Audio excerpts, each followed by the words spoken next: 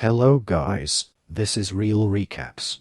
In this video, I will talk about a 2023 supernatural horror film, Late Night with the Devil. Before we start, I hope you will like and subscribe to the channel.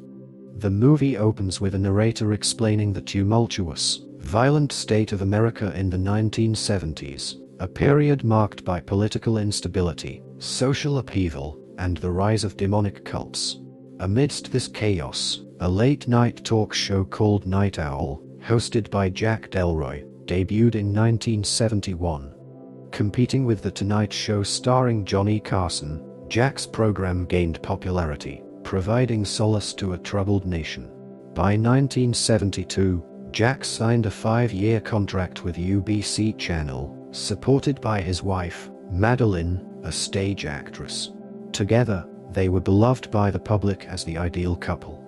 During this time, rumors circulated about Jack's involvement in The Grove, a mysterious, elite group in California known for hosting influential men, including industrialists, entertainers, and politicians. The group was rumored to perform rituals capable of shaping careers. By the end of 4 Night Owl seasons, Jack had achieved remarkable success, though his ratings still fell short of Carson's show. Then, Jack's life took a tragic turn when Madeline, a non-smoker, was diagnosed with lung cancer. With limited time left, she made a heartfelt appearance on Night Owl, producing the show's highest-rated episode, though it still narrowly trailed The Tonight Show. Madeline's passing left Jack devastated, leading him into depression and causing his show's ratings to drop until he eventually disappeared from the public eye. A month later, he returned, determined to revive his show, but it never regained its former glory. Desperate to attract viewers, Jack planned a Halloween special in 1977 with an occult theme, hoping for a ratings boost. The narrator then reveals that the film shows the original recording from that fateful Halloween night, along with never-before-seen footage. On Halloween night, in the live event that would shock the nation, Jack enters the stage, playfully scaring his co-host, Gus, and cracking a few jokes. His first guest, Christou, a self-proclaimed psychic, claims to hear the name Peterson. A man in the audience, Barry, recognizes the name but corrects it to Peterman, his wife's maiden name. When Christou suggests his wife's spirit is present, Barry explains she's still alive but left him years ago, embarrassing Christou and drawing laughter from the crowd. Undeterred, Christou continues and accurately mentions a young man named Edmund who committed suicide, prompting a grieving mother in the audience to confirm this is true, moving her and her daughter to tears. Suddenly, Christou's demeanor changes. He says he's receiving a powerful presence from someone named Minnie, looking for an unmarried man with a ring. The studio lights flicker briefly, then return to normal as Christou declares Minnie has left. Christou, feeling unwell, begins to bleed from his nose during the break. Meanwhile, it's revealed that Barry, the audience member, was a paid actor, intended to add humor to the segment. When the show resumes, Jack introduces the second guest, Carmichael, a former magician and skeptic of the paranormal. Carmichael offers a substantial cash reward to anyone who can prove a supernatural claim, then criticizes Christou, dismissing his readings as mere guesswork.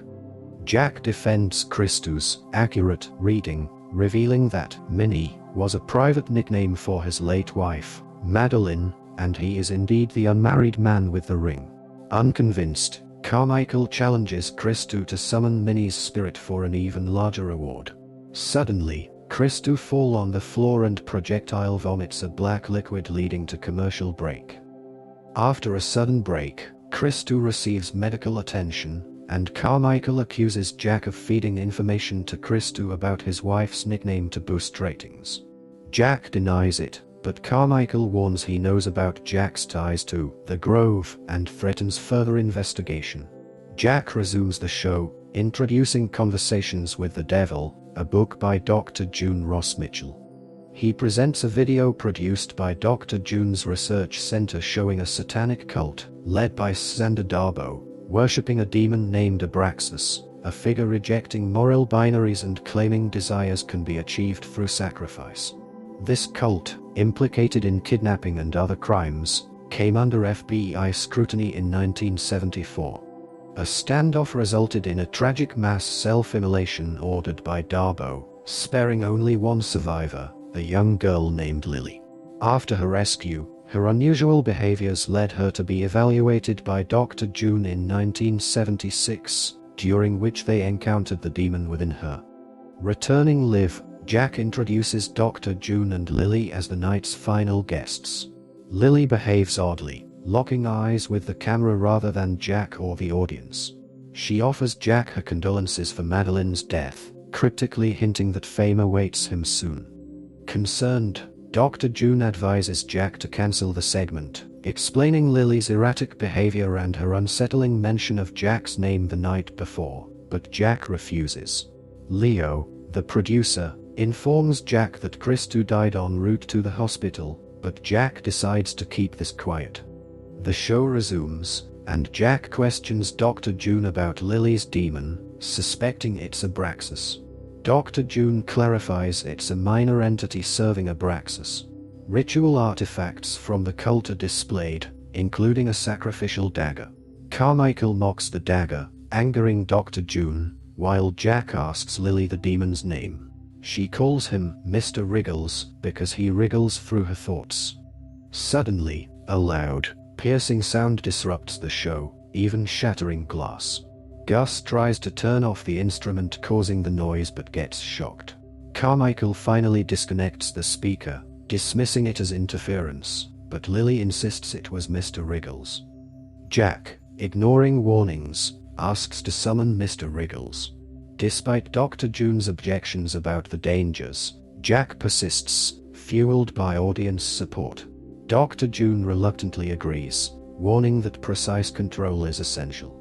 During the next break, Dr. June expresses her frustration, while Carmichael continues his mockery. Jack reassures Dr. June, seeing this as her chance to prove herself, while Gus pleads with Jack to end the segment, fearing the consequences. Jack, however, refuses, determined to do whatever it takes to revive Night Owl. Once the break concludes, the Conjuring session commences with Lily securely bound to a chair. June explains to everyone that the demon inhabiting Lily can manifest in different ways, but can only enter our world through her.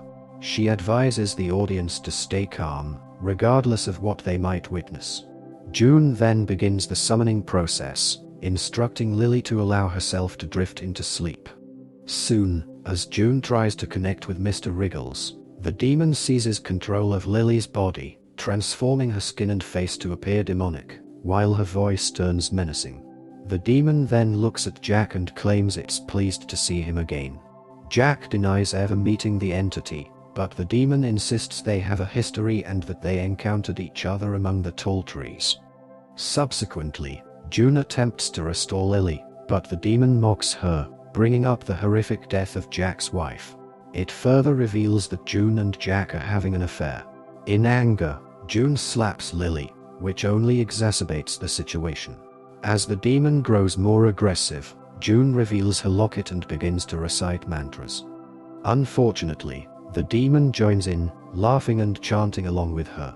Lily then speaks in Madeline's voice, questioning Jack on how he could let this happen. Suddenly, the electricity becomes erratic, causing Lily to levitate off the ground.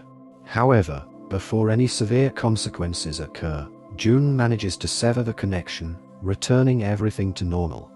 Jack is left in shock and speechless, while Carmichael tries to suggest that June used tricks to achieve her effects. Jack interrupts him and calls for a break. During this intermission, he compliments June on the episode's success. Leo then approaches Jack, revealing that the episode has become the most watched TV event since the moon landing, with ratings surpassing even those of Johnny Carson. Jack is thrilled but also anxious, having heard his wife's voice earlier, while Leo continues to praise their success and encourages Jack to return to the show. When the show resumes, Carmichael asserts that no demon exists within Lily. Instead, she has been hypnotized and manipulated by June to act erratically. He claims he can prove this theory while deceiving the audience and invites Gus to assist him in his trick. Carmichael then produces a pocket watch and hypnotizes Gus, instructing everyone to concentrate on the clock for the trick to work. After a moment, Carmichael asks Gus to share his fear of worms, which Gus expresses with visible disgust. Moments later, after Carmichael snaps his fingers, Gus begins to squirm uncomfortably, complaining of itching and discomfort. Carmichael then suggests to Gus that his neck is bleeding, leading Gus to check it. To his horror, he finds what appear to be worms emerging from his neck. Panicking, Gus tears at his stomach, claiming to feel worms crawling within him, and a multitude of worms seem to spill out of him. The audience is horrified by this gruesome sight and is bewildered by what is happening. Suddenly, one of Gus's eyes bulges, and a massive worm emerges from it. Eventually, Carmichael snaps everyone out of their hypnosis, and everything returns to normal. Gus is perfectly fine, but he has no recollection of the terrifying events. Afterward, Jack inquires about Carmichael's trick, who claims he utilized the same technique as June and hypnotized everyone. He asserts that the truth can only be revealed by rewinding the recorded tape. Upon rewinding, they discover that nothing had occurred as it appeared. Jack then asks the audience if anyone did not see the worms, and several hands go up, indicating those who were not hypnotized due to a lack of attention. Carmichael's point is validated, but Lily requests Jack to rewind the tape of her session to verify if June employed the same trick. As they review the footage, they are shocked to find the events were not the result of hypnosis. They appear intact in the recording. Suddenly, a glitch occurs in the tape, and Jack asks for the frames to be slowed down gradually. To their utter astonishment, they see the ghostly image of Jack's deceased wife standing behind him on stage. Carmichael, remaining skeptical, accuses Jack of orchestrating the entire scenario.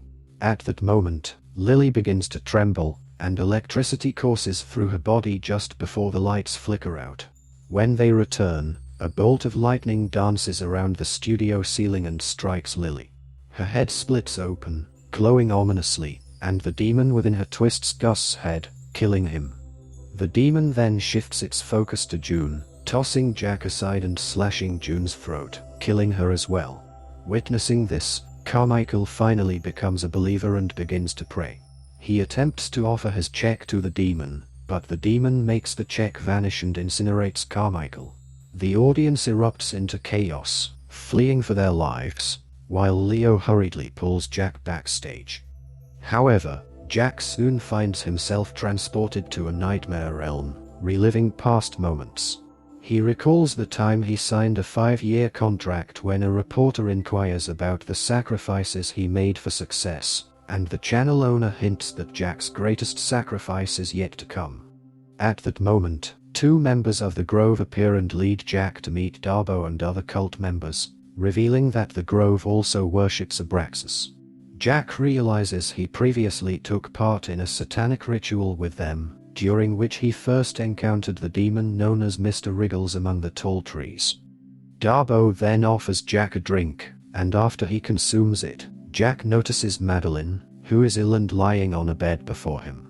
It becomes evident that Jack made a deal with the devil, which granted him sudden fame for his show in exchange for the life of his beloved wife.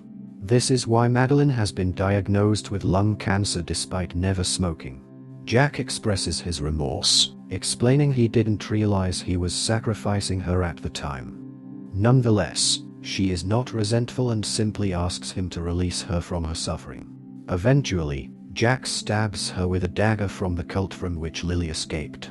Suddenly, Jack finds himself back in the studio, having killed Lily and standing over the bodies of the other deceased guests. He grapples with whether this is reality or just a figment of his imagination. In the distance, he hears police sirens approaching the studio, marking the conclusion of the film. Thanks for watching.